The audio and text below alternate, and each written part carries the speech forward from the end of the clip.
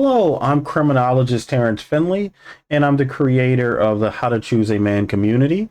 And I'm just going to give you a quick overview of what you can expect in this community.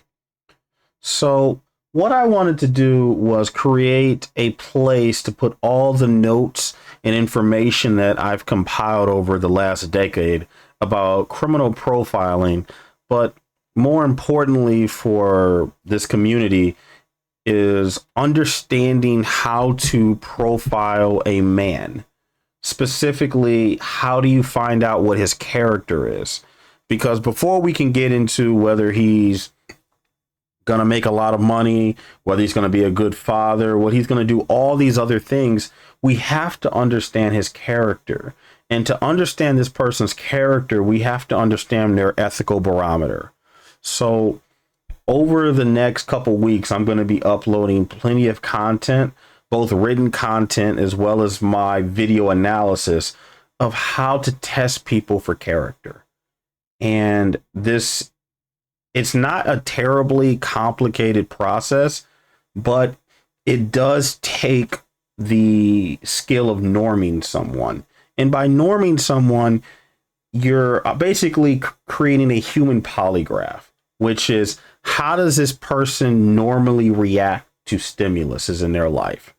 And then the question is, how do they react when people are not watching them? How do they act when the people that they care about are watching them? And then what you're also looking for is consistencies across all their domains of their life. So is this person being nice to you, but you notice that they're not nice to strangers? Or does this person only act certain ways in certain situations? Because what we want to find out is, who is this person when they're not putting form and putting up that camouflage? Because that's the real individual. And something that's happened throughout my career is people will come to me and say, hey, my significant other changed. And what I've always found is people don't change. They just are really good at being chameleons and hiding themselves. But through proper questioning and putting people in specific situations, their true colors will show. So, with that said, you can expect plenty of stuff to be shown in the classroom, as well as the regular community.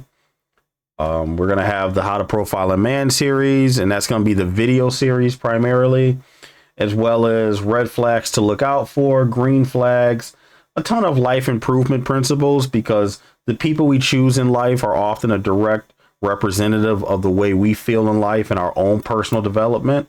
So as we feel better about ourselves, as we become more confident in ourselves, and as we learn more about the environment around us, we can choose better relationship partners. I'm a huge movie person, so I'm going to be talking about a bunch of movies and books.